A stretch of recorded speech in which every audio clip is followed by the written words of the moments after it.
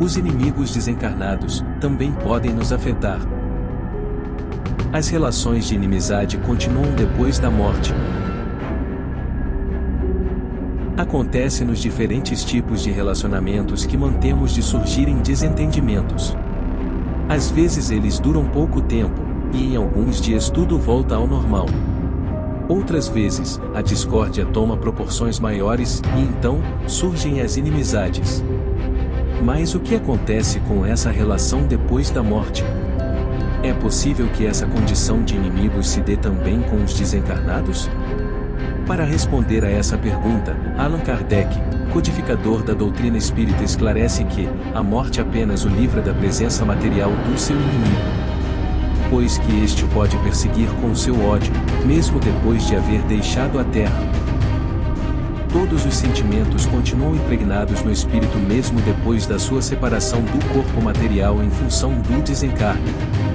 Além disso, os sentimentos de raiva e o desejo de vingança também podem continuar e passar de uma existência para outra. Eles podem, de fato, se estender até mesmo por várias reencarnações. De acordo com as explicações fornecidas pelo Espiritismo, sabemos que existe o relacionamento entre o mundo visível e o mundo invisível, mesmo que não possamos percebê-lo com os nossos olhos carnais. Portanto, quando se estabelece uma relação de ódio entre duas pessoas, o fato de uma delas desencarnar não livra o sobrevivente de receber as suas vibrações negativas. E o mesmo se dá no sentido inverso, uma vez que os pensamentos percorrem os dois planos de existência, física e espiritual. Assim, todas as lembranças e os comentários relativos à situação de inimizade emitidos por quem ainda continua na sua existência terrena também são assimilados como influenciações perturbadoras pelo espírito desencarnado. Inimigos desencarnados podem se tornar obsessores. Apesar de não podermos ver os espíritos, a não ser nos casos de mediunidade de vidência, eles podem nos ver. Dessa forma, nessa relação mantida pela raiva e pelo desejo de vingança, o espírito desencarnado pode acompanhar o tipo de vida que o seu desafeto está levando. Pode assim, se estabelecer um processo de obsessão, em que o desencarnado se liga fortemente à mente daquele que ainda vive no plano material, procurando influenciá-lo de modo a prejudicar a sua existência.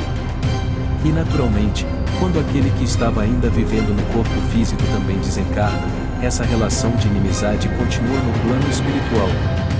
E esse círculo de perseguições só vai acabar quando um dia, enfim, ambos entenderem que não é a vingança, mas sim o perdão, que vai restituir a paz e permitir seguir com o coração aliviado para novas experiências e outros aprendizados. Os sentimentos inferiores mostram o que precisa ser ainda transformado. A transformação, a depuração dos sentimentos inferiores faz parte do processo evolutivo. São imperfeições temporárias que um dia vão deixar de existir, pela ação da luz da compreensão.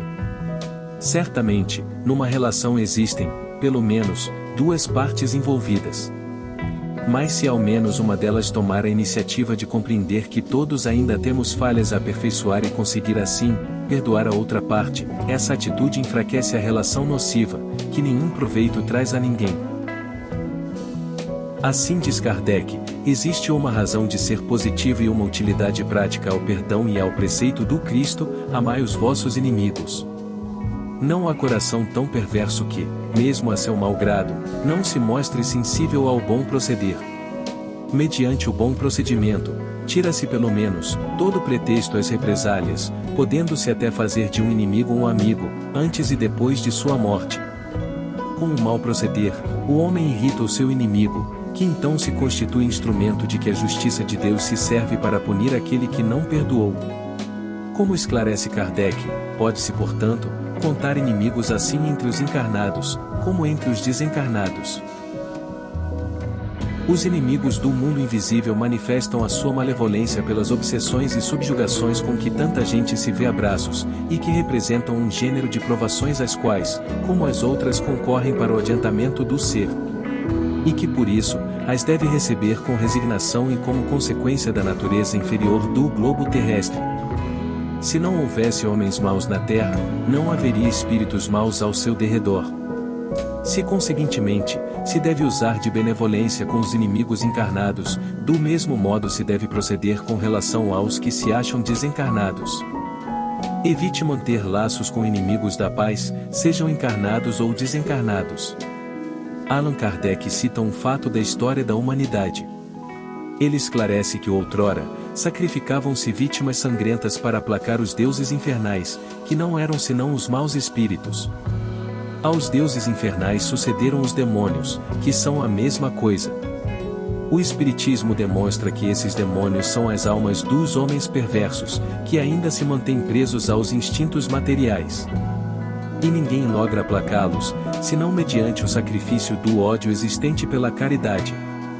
Esta não tem por efeito unicamente impedi-los de praticar o mal, e sim também de os reconduzir ao caminho do bem e de contribuir para a salvação deles.